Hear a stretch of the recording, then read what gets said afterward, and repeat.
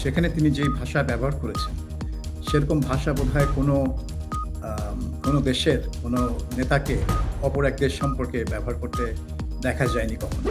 আমরা হচ্ছি বিশ্বের সবচেয়ে বড় ক্ষমতাধর দেশ এবং আমরা যা খুশি তাই করি। ইরানের এই ব্যাপারে করার কিচ্ছু নাই। আমরা ইরানকে বোমা মেরে একদম মাটির সাথে মিশিয়ে দেব।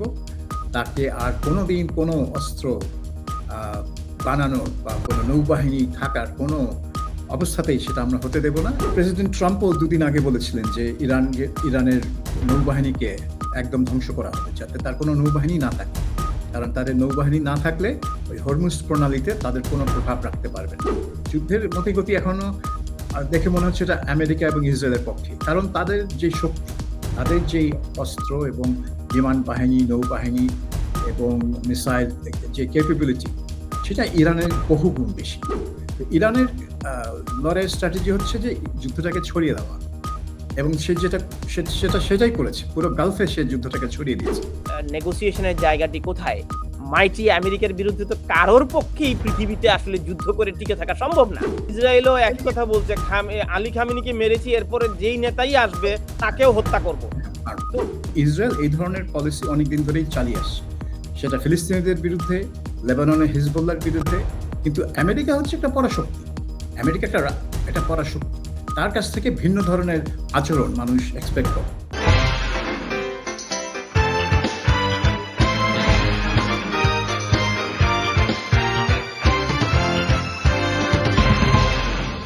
এখন দুটি বিষয়, একটি হচ্ছে যুক্তরাষ্ট্র দাবি করছে তারা আরো 20টি জাহাজ ডুবিয়ে দিয়েছে, আর খামেনির জানাজা এবং শেষকৃত্য অনুষ্ঠানটি স্থগিত করা হয়েছে। তো আপনি যদি একটু বিশ্লেষণ করতেন। ওকে, আজকে তো পিট হেগসেট একটা প্রেস কনফারেন্স করলেন এবং সেখানে তিনি যেই ভাষা ব্যবহার করেছেন, সেরকম ভাষা বোধহয় কোনো দেশের কোনো নেতাকে অপর এক দেশ সম্পর্কে ব্যবহার করতে দেখা যায়নি কখনো। তিনি মূলত বলছিলেন যে আমরা হচ্ছি বিশ্বের সবচেয়ে বড় ক্ষমতাধর দেশ এবং আমরা যা খুশি তাই করব। ইরানের এই ব্যাপারে করার কিচ্ছু নাই। আমরা ইরানকে বোমা মেরে একদম মাটির সাথে মিশিয়ে দেব। তাকে আর কোনোদিন কোনো অস্ত্র বানানোর বা কোনো নৌবাহিনী থাকার কোনো অবস্থাতেই সেটা আমরা হতে দেব না, এবং তোমরা কি করবা দেখো। মানে এই প্র্যাকটিক্যালি এই ভাষায় তিনি কথা বলেছেন। এবং আমার কাছে মনে হচ্ছিল যে শুধু হুমকি দিয়ে যদি কোনো দেশকে কাবু করা যায়, তাহলে হেগসেতের এই ভাষণটাই হচ্ছে একেবারে উপযুক্ত একটা ভাষণ। যে ওই ভাষণ শুনলে যে কেউ মনে করবে যে আমার আর যুদ্ধ করে আর লাভ নেই, আমি শেষ। তো এখন ওই ভাষণে তিনি ঘোষণা করলেন যে ইরানের একটা যুদ্ধজাহাজকে তাদের একটা সাবমেরিন টর্পিডো মেরে ডুবিয়ে দিয়েছে। এটা শ্রীলঙ্কার কাছে হয়েছে, এবং সেখানে 87 জন এখন পর্যন্ত 87 জন ইরানি নাবিক মারা গেছেন। 32 জনকে শ্রীলঙ্কানরা উদ্ধার করেছে, আরো অনেকে এখনো নিখোঁজ। ধরে নিতে হবে যে ওরা সবাই তারাও মারা গেছে। কাজেই পুরো নিহতের সংখ্যা 100 ছাড়িয়ে যাবে। তো এখন এটা প্রেসিডেন্ট ট্রাম্পও দুদিন আগে বলেছিলেন যে ইরানের নৌবাহিনীকে একদম ধ্বংস করা হবে, যাতে তার কোনো নৌবাহিনী না থাকে। কারণ তাদের নৌবাহিনী না থাকলে ওই হরমুজ প্রণালীতে তাদের কোনো প্রভাব রাখতে পারবে না। সেখানে জাহাজ নির্বিঘ্নে চলাচল করবে এবং ইরানিরা কোনো প্রভাব রাখতে পারবে না। এই মুহূর্তে ইরানিরা মূলত প্র্যাকটিক্যালি তারা এটাকে কন্ট্রোল করে, এবং সেখানে তারা বলে দিয়েছে যে এখান থেকে কোনো জাহাজ ঢুকতে পারবে না, বেরোতে পারবে না। সো এখন তারা বলছে যে 20টা মতো জাহাজ তারা ধ্বংস করেছে বা ক্ষতিগ্রস্ত করেছে। তো ইরানের নৌবহরের আরো জাহাজ আছে, এটা 20টা না, তাদের মধ্যে 30টা না 40টা মাঝারি থেকে বড় সাইজের যুদ্ধ জাহাজ ছিল, এবং তাদের বেশ কয়েকটা সাবমেরিন ছিল। তো এই সাবমেরিন গুলার কি হয়েছে সেটা এখন আমেরিকানরা বলেনি, বা ইরানিরাও এখনো বলেনি যে সাবমেরিন ব্যবহার করা হয়েছে কিনা। তার ছাড়া তাদের 200-300 খুব দ্রুতগতির স্পিড বোট আছে, যে স্পিড বোটে তারা ওই জাহাজ বিধ্বংসী মিসাইল ওই স্পিড বোটগুলো থেকে ব্যবহার করা হয়। তো এই স্পিড বোটগুলো নিয়েও কিন্তু একটা জল্পনা কল্পনা আছে যে এইগুলা আমেরিকান নৌবহর যদি উপসাগরের ভেতরে ঢোকে বা কাছাকাছি আসে, তাহলে হয়তো এই স্পিড বোট গুলো দিয়ে ইরানিরা ওখানে হামলা চালাতে পারে। তো এই স্পিড বোট গুলো ধ্বংসের কথা আমেরিকানরা বলেনি। কাজে আমি বলবো যে ইরানের নৌবাহিনী পুরোপুরি ধ্বংস হওয়ার দাবি এটা যদি কেউ করে থাকে তাহলে এটা ঠিক না। এখনো কিছুটা আছে। যদিও ইরানিরা এখনো সেই নৌবহর তাদের নৌবাহিনী ব্যবহার করার কোনো উদাহরণ দেখাতে পারেনি যে তারা ওটা ব্যবহার করে আমেরিকানদের কোনো ক্ষতি করতে পেরেছে। কাজেই যুদ্ধের মতিগতি এখনো দেখে মনে হচ্ছে এটা আমেরিকা এবং ইসরায়েলের পক্ষে। কারণ তাদের যে শক্তি, তাদের যেই অস্ত্র এবং বিমান বাহিনী, নৌবাহিনী এবং মিসাইল যে ক্যাপাবিলিটি, সেটা ইরানের বহুগুণ বেশি। এবং ইরানের যেটা হয়েছে, তাদের যে আকাশ প্রতিরক্ষা ব্যবস্থা, এয়ার ডিফেন্স, সেটা খুব শক্তিশালী না। এবং দেখে মনে হচ্ছে যে আমেরিকানরা সেই এয়ার ডিফেন্সকে কাবু করে ফেলেছে। এটা পরিষ্কার একদম। আলী খামেনির বাসভবনে গিয়ে একটা এয়ার স্ট্রাইক করে তার প্রথম 4 দিন কিন্তু তারা ইরানের আকাশ সীমায় প্রবেশ করছিল না। এটা হেক্সেট আজকেও স্বীকার করলো যে তারা ইরানের আকাশ সীমার বাইরে থেকে তাদের মিসাইলগুলো লঞ্চ করছিল। কিন্তু আজকে থেকে তারা একেবারে ইরানের ভেতরে প্রবেশ করছে, ইরানের শহরগুলোর ওপর দিয়ে উঠছে এবং সেখানে লক্ষ্যবস্তুতে হামলা করছে। কাজেই তারা আকাশ সীমাটা তাদের নিয়ন্ত্রণে নিয়ে ফেলেছে বলেই তাদের দাবি। এখন ইরান যদি 2-1টা আমেরিকান বিমান ভূপাতিত করতে না পারে, তাহলে হেক্সেতের এই দাবিটা সত্য বলে প্রমাণিত হবে। সো ইরানকে আসলে কিছু কাজ করে দেখাতে হবে যে তারা এখন এই লড়াইতে আছে। কিন্তু ইরানের লড়াইটা তো আবার অন্যদিকে। সে জানে সে আমেরিকা বা ইসরায়েলকে সেভাবে মোকাবেলা করতে পারবে না, প্রতিরোধ করতে পারবে না। তো ইরানের লড়াইয়ের স্ট্র্যাটেজি হচ্ছে যে যুদ্ধটাকে ছড়িয়ে দেওয়া। এবং সেটাই করেছে। পুরো গালফে সে যুদ্ধটাকে ছড়িয়ে দিয়েছে। বিভিন্ন দেশে যেখানে আমেরিকান ঘাঁটি বা স্থাপনা আছে, সেসব আমেরিকান ঘাঁটি এবং স্থাপনায় হামলা চালিয়ে এবং তাদের সব দেশে একটা বিরাট প্যানিক, একটা আতঙ্ক সৃষ্টি করে ফেলেছে। কিন্তু এর ফলে কাতার, সংযুক্ত আরব আমিরাত এরা খুবই ক্ষিপ্ত হয়েছে এবং তারা বলছে যে তাদের একটা পাল্টা আঘাত হানার অধিকার আছে এবং বারবার বলছে যে তারা প্রয়োজন হলে ইরানের উপর তারাই হামলা চালাবে, কারণ ইরান তাদের উপর হামলা চালাচ্ছে। এবং আজকের আরেকটা খবর হচ্ছে, এই প্রথমবারের মতো ইরানের পররাষ্ট্রমন্ত্রী কাতারের পররাষ্ট্রমন্ত্রীর সাথে টেলিফোনে কথা বলেছে। এই প্রথম যুদ্ধ শুরুর পর আজকে করেছে।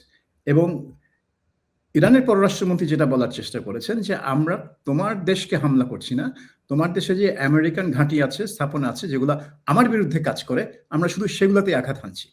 তো কাতারের পররাষ্ট্রমন্ত্রী এই ব্যাখ্যা গ্রহণ করেননি। তিনি বলছেন, না, তোমাদের আক্রমণগুলো কাতারের বিরুদ্ধে হচ্ছে, এটা বন্ধ করতে হবে, নাহলে আমরা তোমাকে পাল্টা আঘাত হানবো। তো এখন দেখা যাক যে এই জিনিসটা কতদূর গড়ায়। সো ইরানের তো এখানে কি কোনো আন্তর্জাতিক আইনের বালাই নেই, জাতিসংঘেরও কোনো বালাই নেই? তো আপনি মার্কিন ঘাঁটিতে হামলা করছে ইরান, বা মার্কিন যুক্তরাষ্ট্র ইরানের আকাশসীমা লঙ্ঘন করে ইরানের নেতাকেই মেরে ফেলেছে এবং সিনিয়র অফিসিয়ালস যারা রয়েছেন সেখানে মারছে, তার বিমান ঘাঁটি উড়িয়ে দিচ্ছে, নৌ ঘাঁটি উড়িয়ে দিচ্ছে, সামরিক স্থাপনাগুলো উড়িয়ে দিচ্ছে। তো এখানে আমরা এখনো পর্যন্ত জানি সর্বশেষ প্রায় 1054 জন, সম্ভবত, আমি জানি না সংখ্যা বেড়েছে বা কমেছে। এখনো পর্যন্ত ইরানের পক্ষ থেকে তার রাষ্ট্রীয় টেলিভিশন চ্যানেলে বলা হয়েছে 1000-এরও অধিক ইরানিয়ান নিহত হয়েছে মার্কিন এই হামলা। তো এখানে আসলে নেগোসিয়েশনের জায়গাটি কোথায়?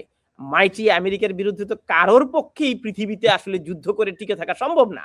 না, এখন দেখেন, আপনি ব্রিটেনের প্রধানমন্ত্রী কিয়ার স্টারমার কিন্তু বলেছেন যে তিনি এই যুদ্ধে অংশ নেবেন না, কারণ এটা আন্তর্জাতিক আইন মেনে করা হচ্ছে না। ফ্রান্সও কিন্তু সেটা বলছে। ফ্রান্সও কিন্তু এখন বলছে যে এই যুদ্ধ আন্তর্জাতিক আইন মেনে করা হচ্ছে না। কিন্তু ফ্রান্স তো আবার তার নৌবহর পাঠিয়েছে। না, সেটা হচ্ছে তার সংযুক্ত আরব আমিরাতের সাথে তার একটা চুক্তি আছে, ডিফেন্স চুক্তি। সেই মোতাবেক সে সংযুক্ত আরব আমিরাতের প্রতিরক্ষার জন্য ওইটা পাঠিয়েছে, আমেরিকার যুদ্ধে অংশ নেওয়ার জন্য না। যেহেতু ইরান সংযুক্ত আরব আমিরাতের লক্ষ্যবস্তুতে হামলা করছে, সেগুলোর জন্য ইউএই সাহায্য চেয়েছে ফ্রান্সের কাছ থেকে এবং ফ্রান্স সেই জন্য পাঠাচ্ছে। কিন্তু স্পেনের প্রধানমন্ত্রী আরো এক ধাপ এগিয়ে গিয়েছেন। তিনি তো আমেরিকাকে তার বিমান ঘাঁটি ব্যবহারই করতে দিচ্ছে না। তিনি বলছেন যে এটা টোটালি বেআইনি একটা যুদ্ধ, এই যুদ্ধ আমার দেশের কোনো ঘাঁটি থেকে পরিচালনা করা যাবে না।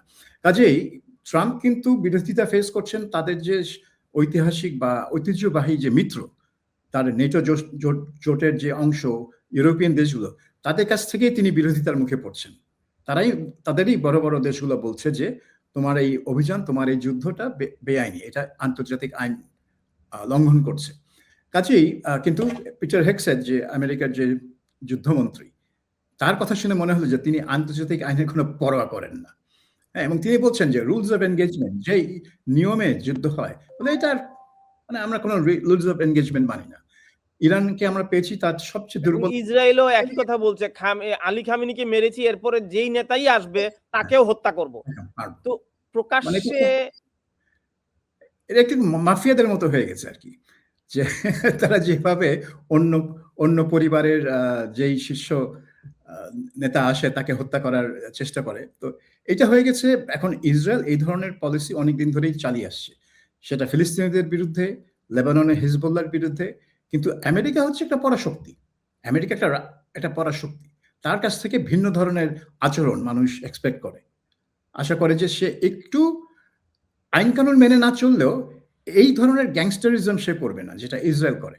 কিন্তু এখন দেখা যাচ্ছে যে প্রেসিডেন্ট ট্রাম্প এসবের কোনো নিয়ম রীতির কোনো অনেকেই বলেছিলেন যে ট্রাম্প তার প্রথম শাসনের আমলে, মানে প্রথম 10 ইয়ারে যখন তিনি প্রেসিডেন্ট ছিলেন, তখন কোনো যুদ্ধ হয়নি পৃথিবীতে।